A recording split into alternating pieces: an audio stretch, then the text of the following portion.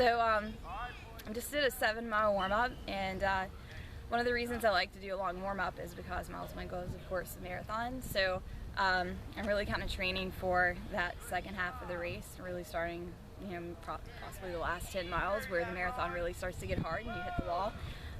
So by getting in a really nice long warm-up, you get your body acclimated to racing when it's tired and when you're when everything's kind of low and your glycerin levels are low and you're a little bit on the fatigue level and you're not necessarily fresh legs, and so that you can kind of pull from those fast twitch muscle fibers when you're tired. So I like to to start my workouts a little bit on the fatigue side instead of completely fresh. I don't really ever go out and hammer those warm-ups. I mean, I take it nice and easy. Also with running 103 miles, it takes me a longer time to warm up than your average runner. If I just went out and did 1 or 2 miles, I probably would still be pretty tight and stiff, and I don't think I would have worked out the kinks yet. So I know it's not everyone, that wouldn't work for everybody, but for my training schedule and kind of what my goals are and what I'm trying to do, and especially with keeping my miles up and training through all the races I'm doing, it's kind of like a necessary evil.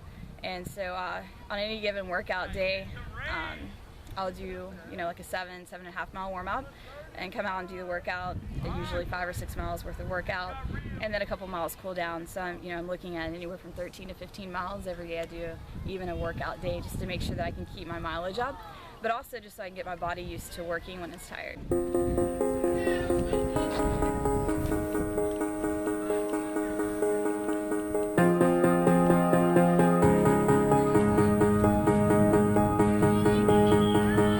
Nobody here knocking at my door. The sound of silence, I can't take anymore. Nobody ringing my telephone now.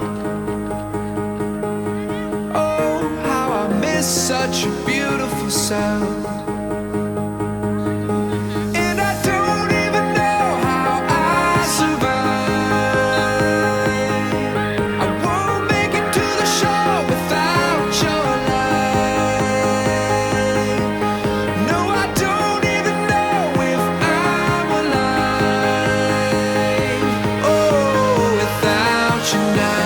This is what it feels like.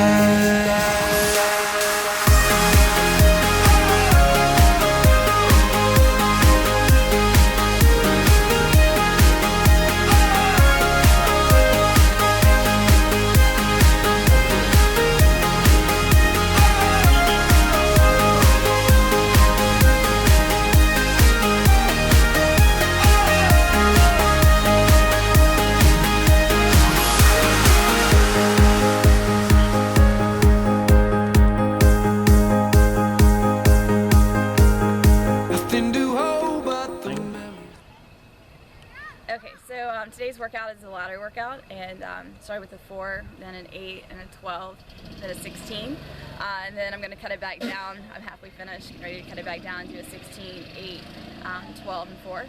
So the purpose of this workout is to get me ready to have a fast negative split, hopefully on this 10K. The last 10K I raced 2 weeks ago. My 6th mile, my last mile was my fastest. So we're going to try to start the cut down on that, probably starting at mile 4, and almost do like a progressive run on that. So this is meant to kind of sharpen me up. So the second half of this workout's really important, just because I need to start running faster times on the second half, now that I've got a mile and then a 12 and an 800 and a 4. And then hopefully see the results on Sunday. Frames. Oh, they remind me of the battle I face. Without your love, without you I drown. Somebody save me, I'm going down.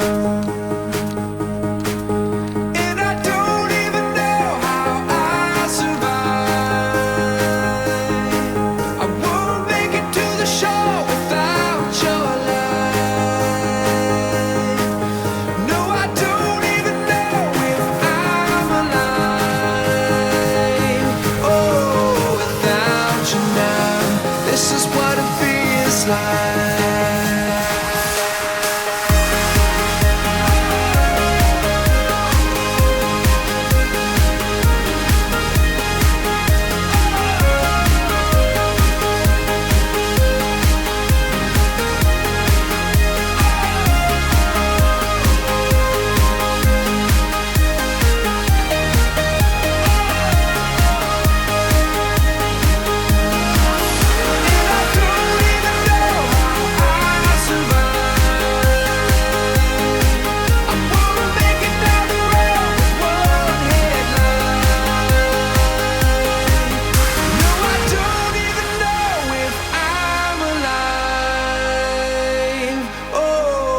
Without you now, this is what it feels like.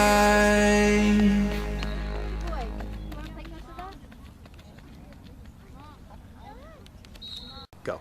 So just finished a couple of downhill strides. Just trying to get my legs used to running downhill and get these quads strong. The course in Colorado starts at the Rocky Mountains, and it's about a 5,000 foot elevation loss. So it's a net downhill loss, which is a fast course, but without strong quads, it doesn't really help you too much. So I'm just trying to end my workouts on a little bit of downhill running when my quads are especially sore. And I think mission accomplished because I can't feel my legs right now. They're completely jello, but I was able to kind of muscle through it, and that's what I'm trying to get my body to do, is just really work when it's tired and get my legs especially. I'm not so much worried about the conditioning, but just more the impact that downhill course is going to have on my legs. So trying to prepare for that in every way possible. And downhill running is, there's nothing to prepare for downhill running like downhill running. So I like to finish on the downhill just to get in some fast turnover when the legs are jello. So, and they're definitely jello.